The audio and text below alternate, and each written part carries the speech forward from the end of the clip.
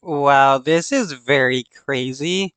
A man barricaded himself inside the Colorado Supreme Court building after getting into a crash with somebody. He shot out one of the windows of the court building and took a security guard hostage. What a crazy case.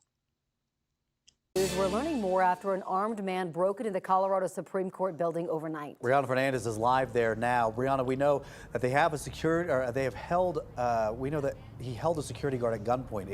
Excuse me, what more have you learned? Hey, good morning to both of you. So actually a tow truck was just here and they took the two vehicles involved from the scene.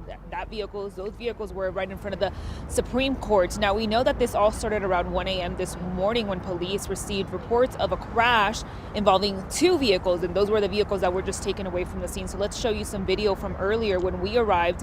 There was a heavy police presence in the area. So police say one person involved reportedly pointed a gun at the other driver, and a short time later that individual shot a window at the Supreme Court building.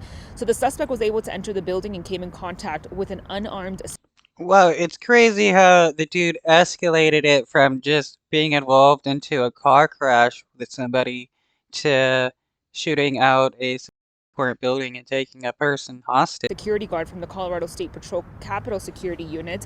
So that individual held a security guard at gunpoint and demanded access to other parts of the building. The suspect was able to obtain keys from the security guard and go into other parts of the building and access several floors. Now, police say that suspect was able to make his way to the 7th floor where he fired additional shots inside of the building.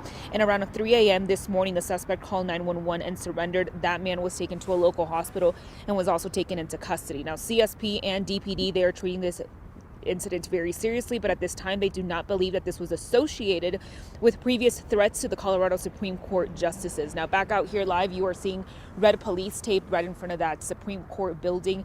We know from police no one was injured. Right now, DPD will be taking over this investigation. There's also extensive damage inside of the building, the Supreme Court building.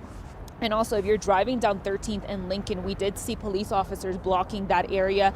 Those roads have reopened, Sherman, Lincoln, and 13th, so you won't see any police presence or any roadblock